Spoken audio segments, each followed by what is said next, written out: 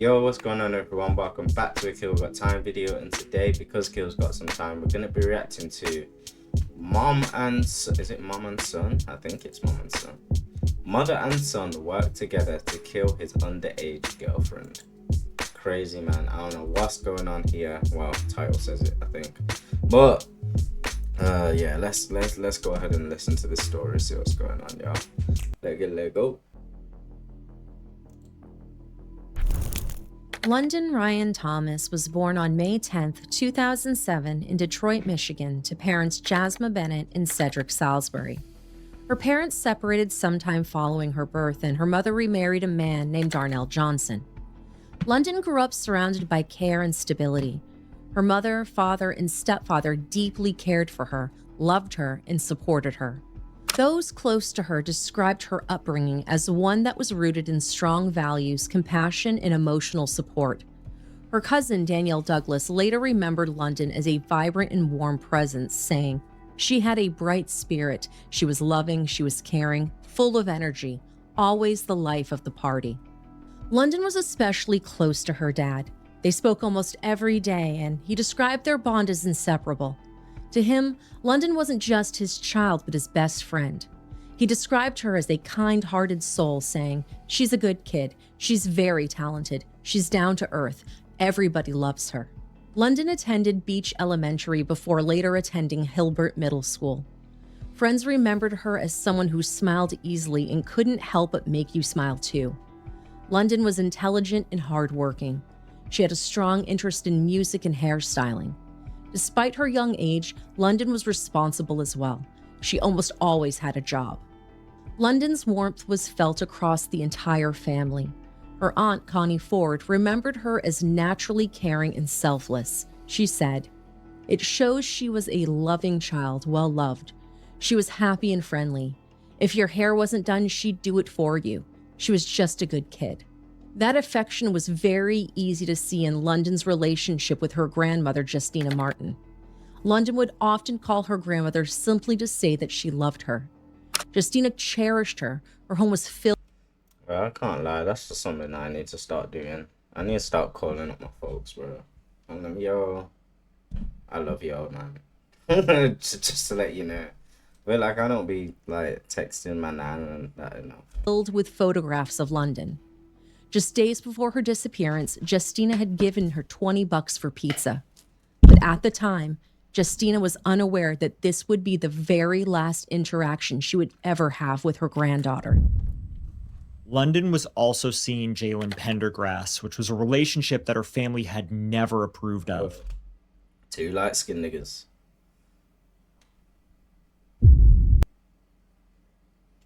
Jalen was 23 years old, nearly 6 years older than London, who was 17 at the time. London ignored her Wait, whoa, what? Whoa. Daughter. London was also seeing Jalen Pendergrass, which was a relationship that her family had never approved of. Jalen was 23 years old, nearly 6 years older than London, who was 17 at the time.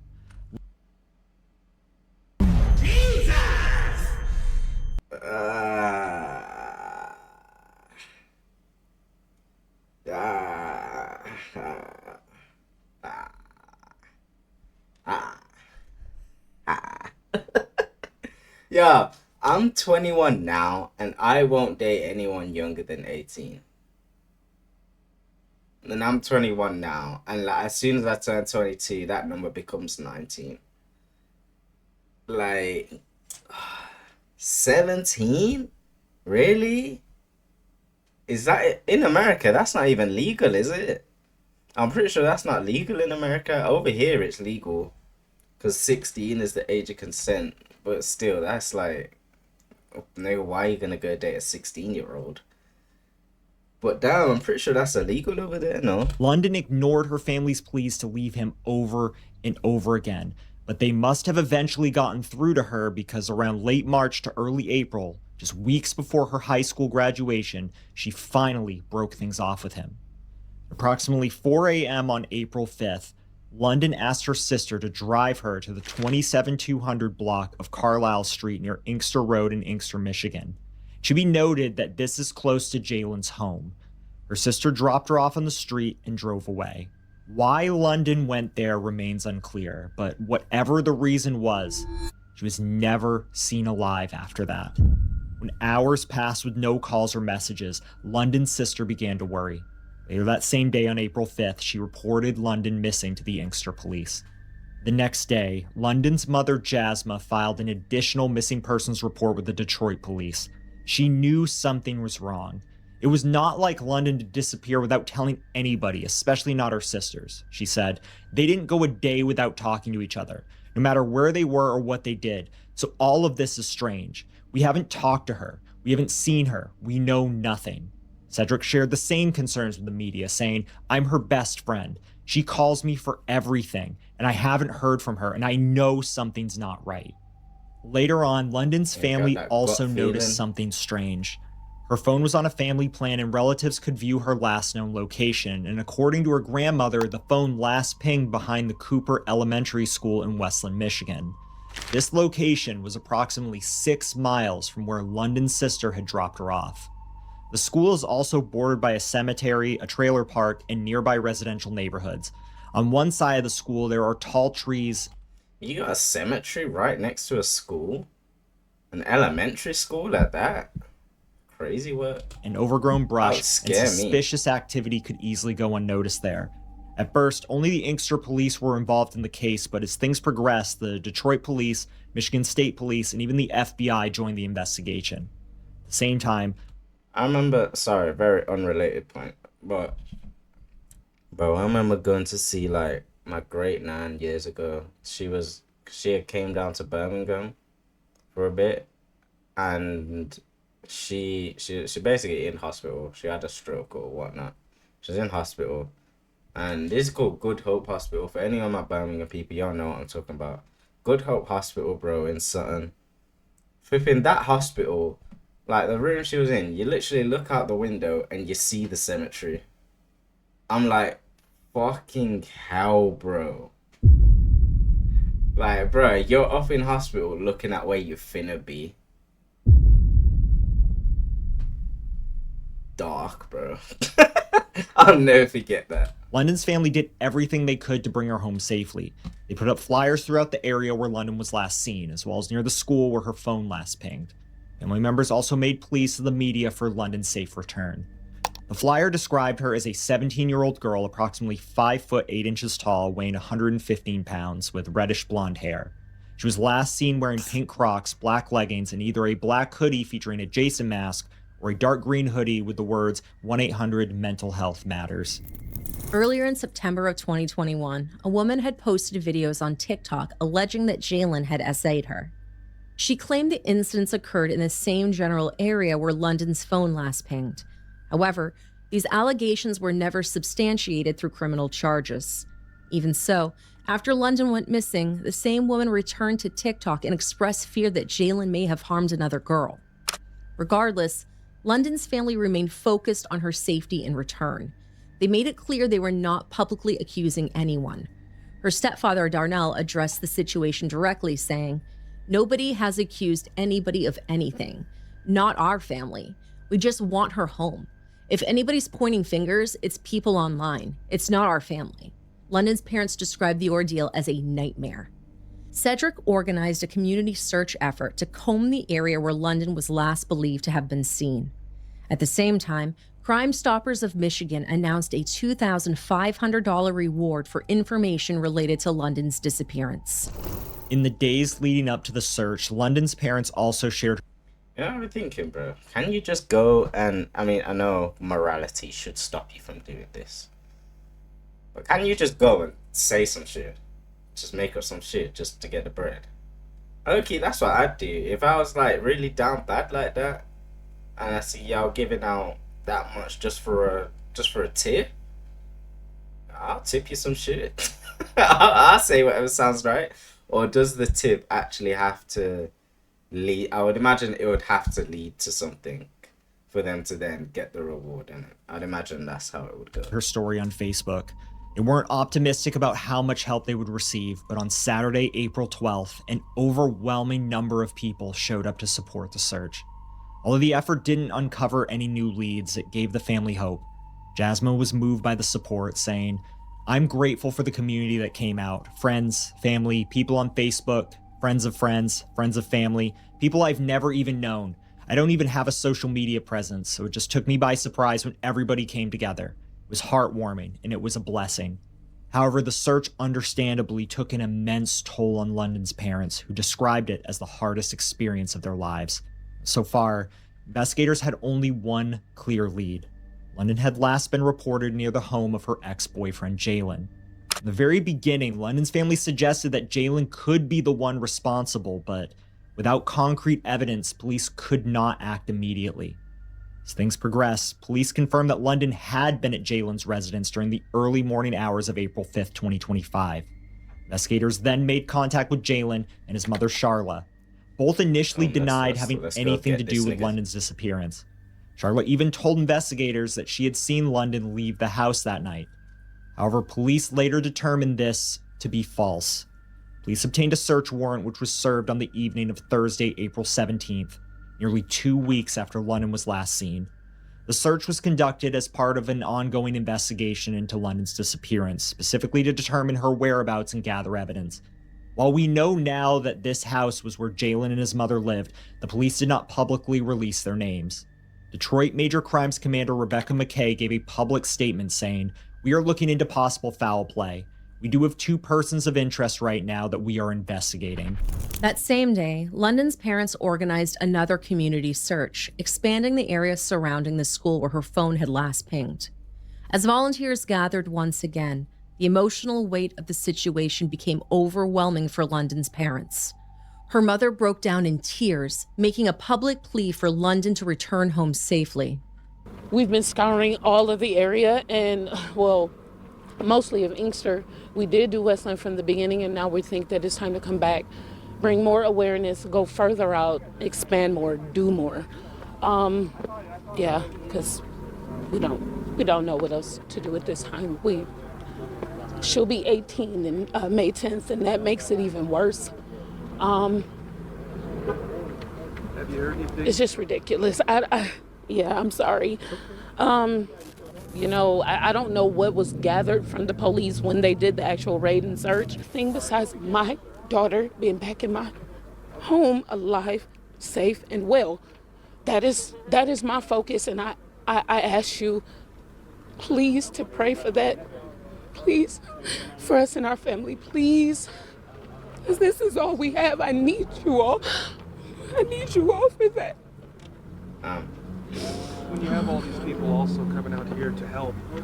Quick moment of silence for Mama. Shit, that must hurt, man. R.I.P. What's her name? Christy. How does that make you feel? I feel like that's just. It makes me feel I'm loved. sorry. It makes me feel like that is a piece of God that is moving them. As days passed, the situation grew increasingly unclear. London's stepfather said he was doing everything he could to hold on to hope. The family was deeply frustrated by what they described as a lack of cooperation from Jalen during the search. London's aunt, Yolanda Douglas, voiced these concerns publicly, saying, "All of these lies just to push us away from what we're trying to do, and more stuff is coming out. And then you have people coming from any and everywhere that want to direct you into different directions. That's what's bringing my sister down. We don't need all of that. We just need to know right here, what did you do with her? You were the last person seen with her. What's going on and where is she at?" Although the Pendergrass family wasn't charged with any crimes, police had their suspicions, and their lies could not stay hidden forever.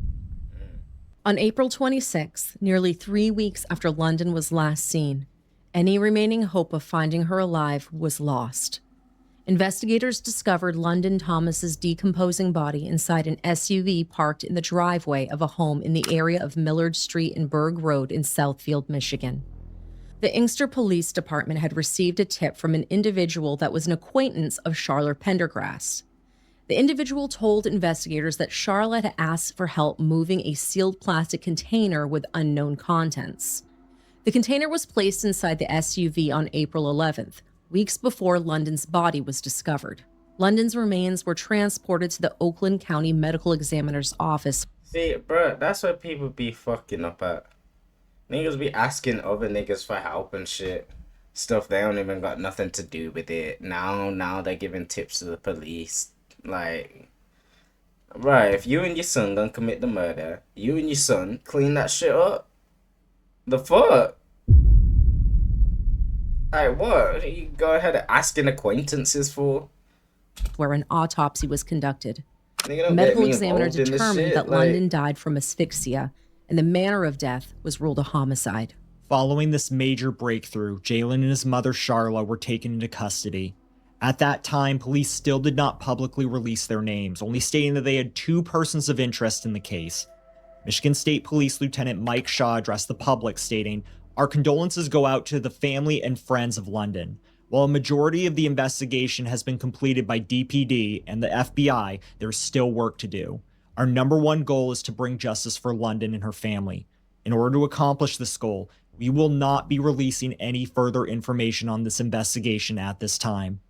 Following the discovery of London's body, her family gathered for a candlelight vigil to honor her life. London's father, Cedric, stood alongside dozens of loved ones as they mourned her and called for justice. Overcome with grief, he shared his pain publicly, saying, "Justice for London for me means everything right now. I'm so heartbroken. I need answers. I have no answers. I want answers." London's aunts and her grandmother expressed gratitude that she had been found, though not in the way which they had prayed for. The family were still haunted by unanswered questions. The most important one, why? Why was London killed? And why wouldn't police release the names of the 2 suspects in custody? London's grandmother, Justina Martin, said she wanted those responsible to be held fully accountable. bruh, and another thing, I wanna, okay, I can't put no blame on the sister, because I imagine she just, oh yeah, you wanna go out to school, yeah, I'll take you. But, bro, if you're a girl, you're under 18, you're asking to go places at nighttime, and if I'm your family, bro, I need to know who, why, exactly where, what time you'll be exactly here back for me to pick you up. Like, I need to know all of that, and you best not be lying to me, because I'ma trail you for at least 5 minutes and then dip. So, like, bruh, I feel like sis didn't ask enough questions on that night. She should have been on it. In an interview held days Not to put after blame on the London's sister, body was though. found, she broke down in tears remembering her granddaughter. I understand London was a really special girl, full of life. How would you describe her? That was my baby.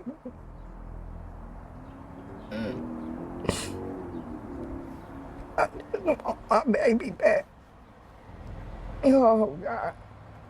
It's the hardest thing ever. Yeah, you're not supposed God, to. just Your been trying to grandma, be bro. strong.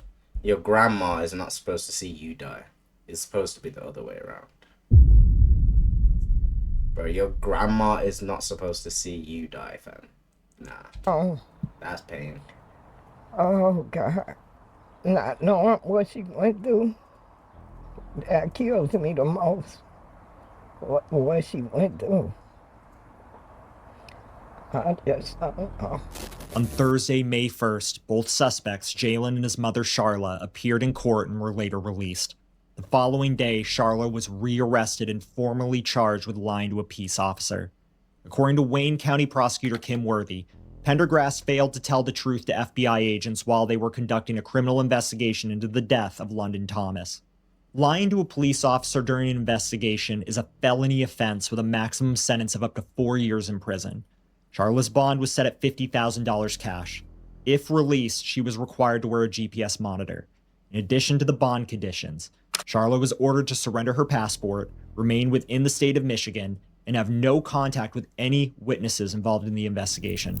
On Monday, August 4th, 2025, the Bruh. charges against Charlotte I'm sorry, I'm not gonna pause too much, but if I was innocent, I'd be pissed. You're telling me I gotta pay 50,000 just to be free, and y'all removing my passport so I can't leave the country, and I'm on a GPS tracker, and I'm innocent. Nah, I'd be heated, bro. Cause you know you're losing your job and everything just for being in the mix. Nah, were that officially gotta be dropped due to a annoying. legal technicality involving the status of the officers who conducted her interviews. During the hearing, Assistant Wayne County Prosecutor Dominic DeGrazia explained that under Michigan law, the FBI agents who interviewed Sharla did not legally qualify as peace officers. Because the statute specifically applies to false statements made to peace officers, prosecution argued that the charge could not stand. He stated, "It's alleged that the defendant made these false statements to two special agents from the FBI. I've communicated with them. Neither one of them were ever licensed as a police officer in the state of Michigan. There were no other law enforcement agents present when this interaction occurred. There are some statutes that would permit a federal agent to be authorized to be a police officer, but however, the way the legislature wrote this statute, I don't believe that trying to proceed under that theory would survive appellate review." The charge against Sharla was dismissed without prejudice. Sharla was allowed to roam free, but it wouldn't be long before that would change. On October 16th, prosecutors announced that 23-year-old Jalen and his mother, 49-year-old Sharla, were both formally charged with second-degree murder and tampering with evidence in connection with the death of London Thomas. Prosecutor Worthy addressed the public, stating, "I am proud of the excellent work that has been done in this case. It has taken countless hours of investigation and diligent work by the Michigan State Police, the Detroit Police Department, and the FBI. As a result of that work, we've been able to charge and bring the perpetrators of this cruel and deadly crime to justice." London's stepfather Darnell said he had always suspected Jalen's involvement in her disappearance. To him, the charges only confirmed what he and others had felt all along. Darnell also spoke about the pain of accepting how much cruelty someone could inflict on a young person. Since London's death, he has honored her by getting a tattoo in her memory. Cedric expressed both relief and gratitude, telling the public, "Just so happy and praised for this moment because it's long overdue. We all knew that they did something, and we're just happy that the light has been shown and thankful. Hopefully they did a thorough investigation, and maybe that's why it took so long, and we can move forward and wrap this up so my daughter can rest in peace now." London's grandmother also shared the same sentiments, saying she wanted justice for her granddaughter, that those responsible should face the maximum possible punishment. Both Sharla and Jalen were arraigned at 9 a.m. on Friday, October 17, 2025, in Inkster's 22nd District Court before Judge Sabrina Watson. Sharla was upgraded to a $5 million cash bond. Jalen, however, was held without bond due to additional charges pending against him in Oakland County. In a separate case, he was accused of filing a false police report in November of 2024. The charge carries a maximum sentence of up to 4 years. Wayne County Assistant Prosecuting Attorney Dominic DeGrazia stated that investigators believe the evidence will clearly show a sustained effort to mislead law enforcement. He said the following, "This is a case where the evidence, I believe, will be abundant that both defendants, but in particular, Ms. Sharla Pendergrass, engaged in an extended campaign to lie to the police, lie to law enforcement to cover up her actions. Jalen's defense attorney, Adam Clements, urged to let the evidence play itself out and respect the process." Meanwhile, Sharla's attorney, Terry L. Johnson, expressed confidence in his client's defense. He characterized the case as nothing. One sec, y'all. I already got pee. Feel free to skip forward if you want. If you're gonna be a real nigga and wait, I appreciate you.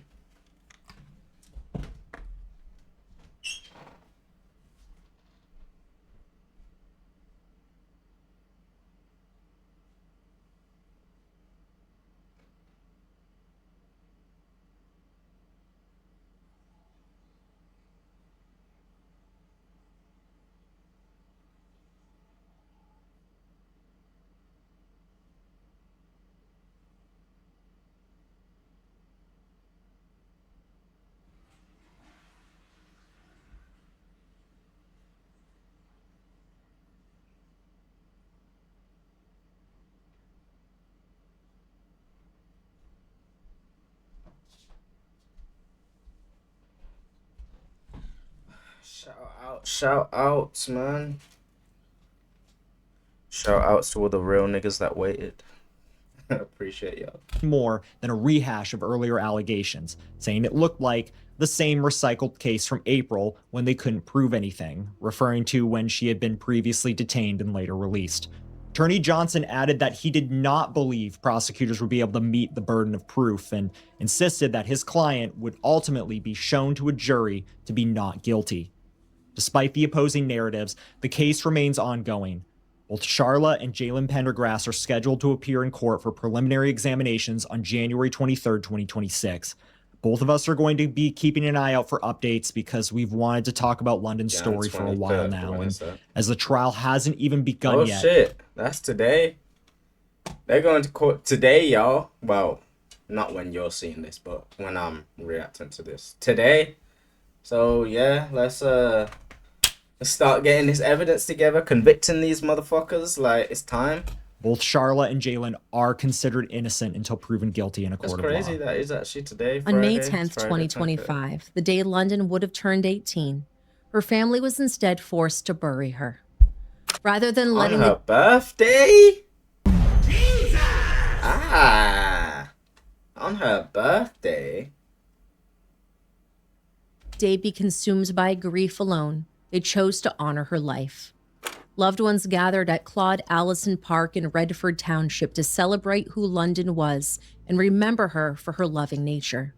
The memorial was attended by family members, friends, and members of the community. Despite the heartbreak, there was warmth in the air. Children shared ice cream, posters of London were displayed throughout the park, and for a moment her spirit felt present. And friends gathered to celebrate what would have been her 18th birthday, but instead of celebrating with her, they're honoring her life. That's one thing I see a lot with like black people. They do these like white funerals. I don't know if black people's the only race to do it, but I see it a lot in black people, probably because black people's the only functions I really go to since I am black and my family is black.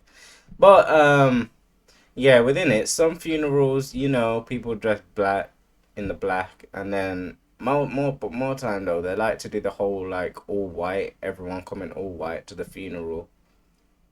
I was just wondering like what color y'all gonna have. Me personally, I wanted blue or purple for my own funeral. I was like, if y'all rock up in some blue, some purple, like cool colors. But I know ain't nobody finna do that. Everyone's just finna wear a black suit, bro. My shit finna be depressing. But yeah, I've noticed they like to do the all white. So what color are y'all finna have for y'all funeral? I'm joyful just because I feel like everybody should get to pick what color everyone should wear at their own funeral. You know, like before they die, they should let it be known. But then again, she was 17, so how's she gonna tell me? I know it's her birthday, and this is what she would have wanted. Any 18-year-old would have loved this. Jasmine Bennett had to bury her daughter, London Thomas, on the same day she gave birth to her. It is a waking nightmare to Shit, have your have child to. that you carried for 10 full months to be ripped away from you. We thank everybody who gave us the time to, try to find London. And we hate that everything happened the way it happened, but today we just need justice. We want justice. She didn't deserve that. No child deserves this. London's uncle, Darius Hatcher, said, "You know, we really miss her. We really love her. And we do have a sense of peace and comfort to a certain extent with today.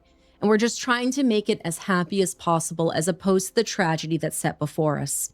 So we're trying to remember the fun and happy times." London's mother, Jasma, also shared similar remarks, saying, "She loved everyone. And by this turnout, from what you see, her love spread far." If Yeah, that's crazy, man. It's crazy. Y'all comment down below. Let me know what you think about that. But as I said, trial today, so hopefully these motherfuckers get what they got coming to them. You know, the truth shall always prevail. Most times, anyway. But y'all, with that being said, make sure y'all like, comment, subscribe. Videos dropping every single day, 5:15 UK time. So make sure you pull up tomorrow, because I'll see you then. Go binge the rest of the channel. Peace, love, and prosperity. We gone.